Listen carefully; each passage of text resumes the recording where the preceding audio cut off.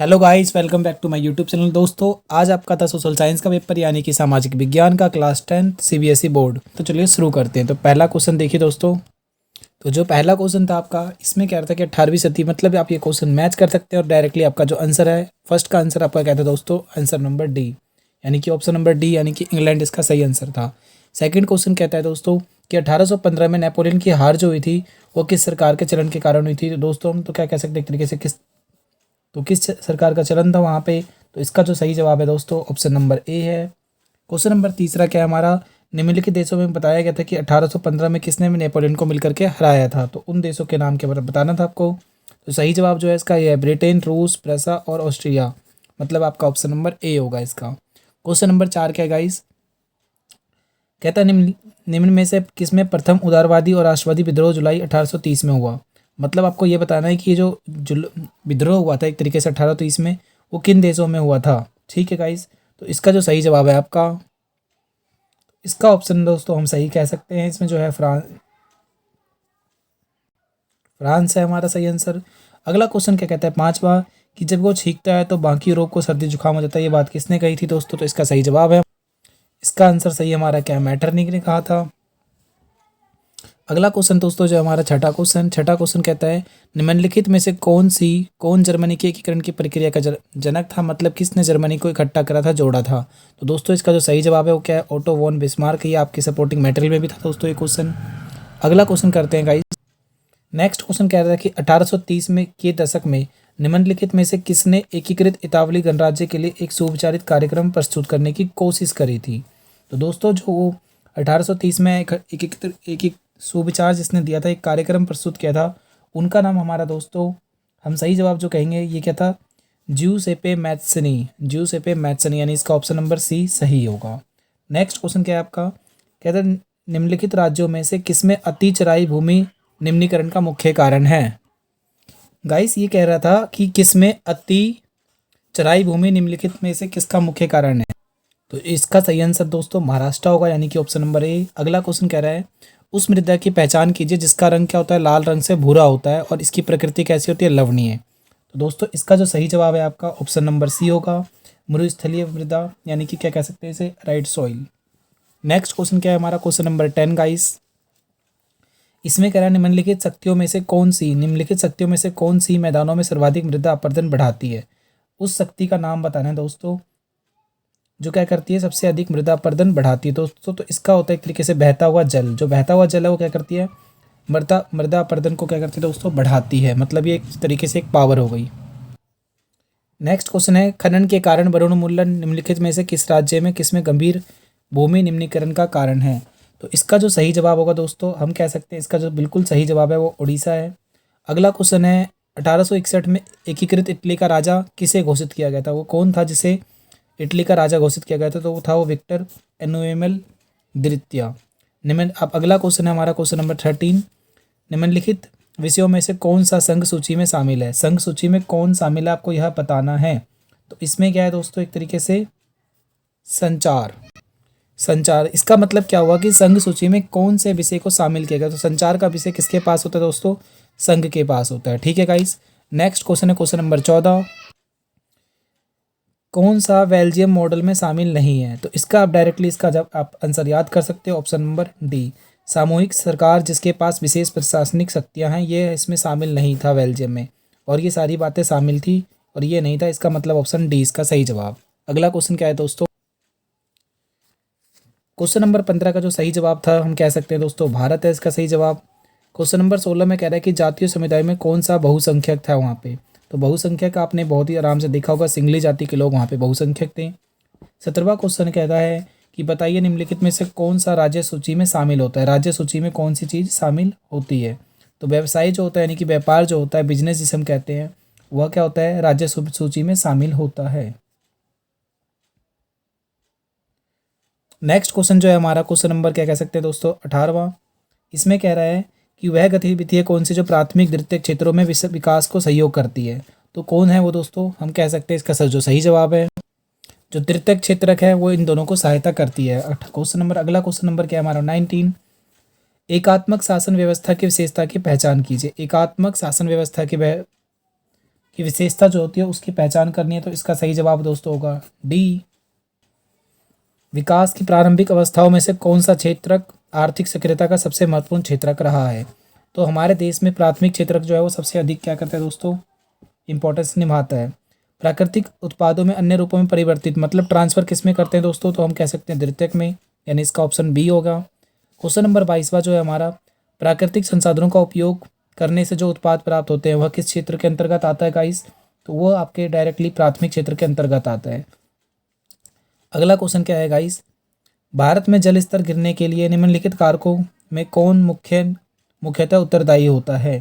तो जो इसका सही जवाब है दोस्तों वो अति उपयोग जो हम करते हैं, ज़्यादा उपयोग करते हैं, वही क्या है इसका सही आंसर, यानी कि ऑप्शन नंबर डी। समवर्ती सूची में कौन शामिल है? तो इसका आंसर होगा डी, यानी कि विवाह को समवर्ती सूची में शामिल किया गया, मतलब दोनों में। सेक्शन बी की बात करते हैं गाइस, सेक्शन बी मतलब कि खंड ख, इसमें अभी आपको सिर्फ 18% करने हैं। तो ये जो क्वेश्चन है दोस्तों इसका मैं डायरेक्टली आपको आंसर बता दे रहा हूँ, आप मैच कर सकते हो, ऑप्शन नंबर बी है इसका सही जवाब। इसी तरीके से आपका जो क्वेश्चन नंबर 26 है इसका सही जवाब क्या है गाइस हमारा, क्वेश्चन नंबर 26 का आंसर जो सही जवाब होगा दोस्तों वो डी होगा इसका।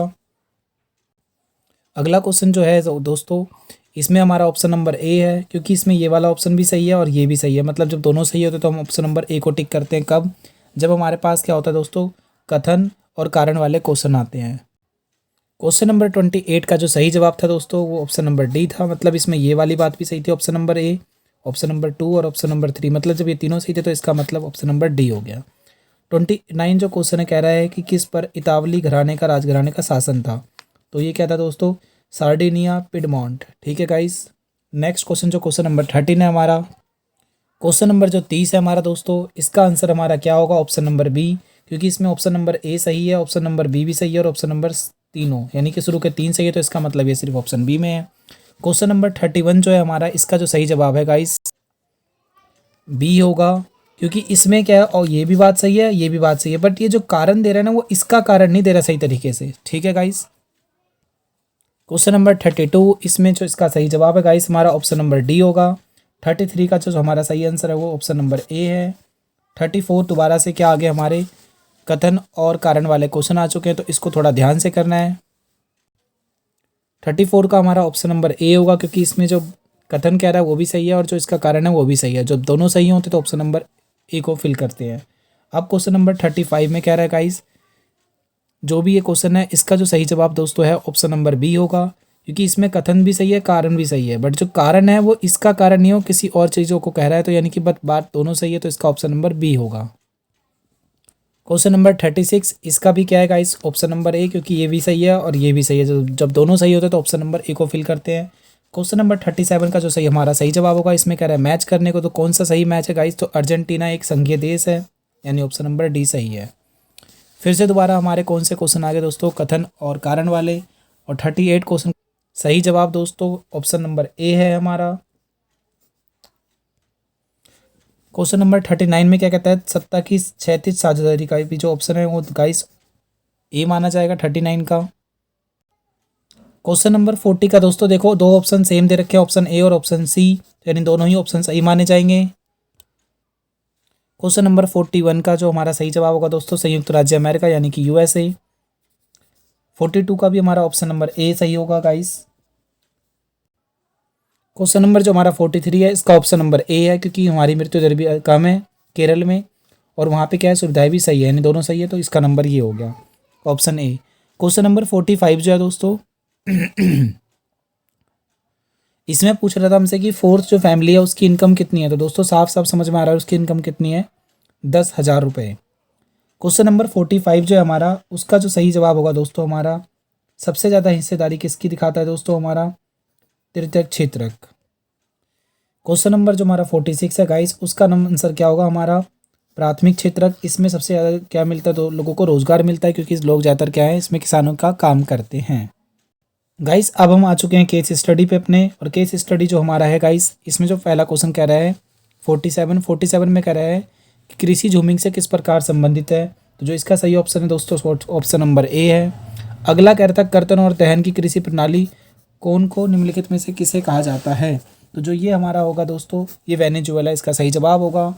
अगला क्वेश्चन था गाइस कि क्वेश्चन 49 ऑप्शन क्वेश्चन नंबर 49, इसका बहुत ही सिंपल है, ब्राज़ील इसका सही जवाब होगा। नेक्स्ट है, झूमिंग कृषि की मुख्य समस्या क्या है। झूमिंग कृषि की जो मुख्य समस्या थी दोस्तों, वो क्या था कि एक फसलीय कृषि का क्या था, प्रभुत्व था, एक ही कृषि का हम क्या करते थे, राज करते थे, डोमिनेट करते थे। अगला जो हमारा क्वेश्चन नंबर है गाइस 51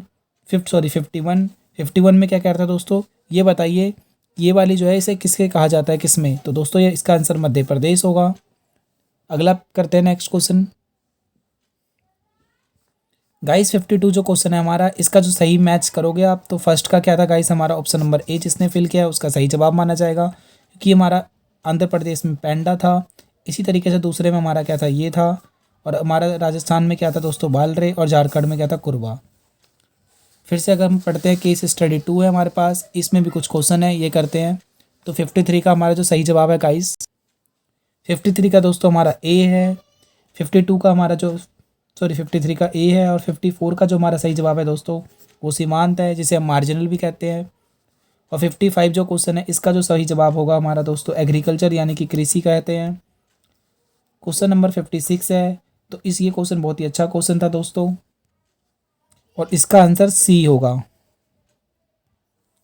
तो 57 जो क्वेश्चन है गाइस, इसका जो सही जवाब है हमारा, वो ऑप्शन नंबर ए है। और 58 का जो क्वेश्चन है हमारा, ये पूछ रहा था कि सार्वजनिक क्षेत्र के अंतर्गत आता है कौन सा सिंचाई, यानी कि किस में होगा गाइस, ये ऑप्शन नंबर डी में माना जाएगा गाइस। ये लास्ट के दो क्वेश्चन करते हैं दोस्तों, जो कि क्या हमारे option number section number D है, जो कि मैप से रिलेटेड है। कह रहा था आपके पास एक मैप है और इसमें बताइए, तो इसका जो दोस्तों 59 क्वेश्चन जो है गाइस हमारा, इसका सही जवाब हीराकुंड यानी कि ऑप्शन नंबर सी है। और लास्ट का जो हमारा क्वेश्चन है, क्वेश्चन नंबर 60, ये पूछ रहा था बताइए कि जूट का सबसे उत्पादक राज्य के रूप में किसे अंकित किया गया था। आप सभी जानते हो, पश्चिम बंगाल। अगर किसी की प्रॉब्लम है आँखों में, तो उसके लिए दो क्वेश्चन दिए गए थे, वो दो क्वेश्चन दोस्तों यहीं से रिलेटेड थे एक तरीके से। क्वेश्चन ये था कि उड़ीसा में कौन सा, और उड़ीसा में आपका दे रखा था, तो उड़ीसा में वही अपना हीराकुंड आ गया। और क्या कह रहा था लास्ट क्वेश्चन, कि जूट का सबसे बड़ा उत्पादक राज्य कौन सा है, तो पश्चिम बंगाल। गाइस अगर वीडियो बढ़िया लगे तो प्लीज़ लाइक का बटन जरूर दबाएं, और अपने दोस्तों के साथ शेयर करना बिल्कुल ना भूलें। थैंक यू दोस्तों।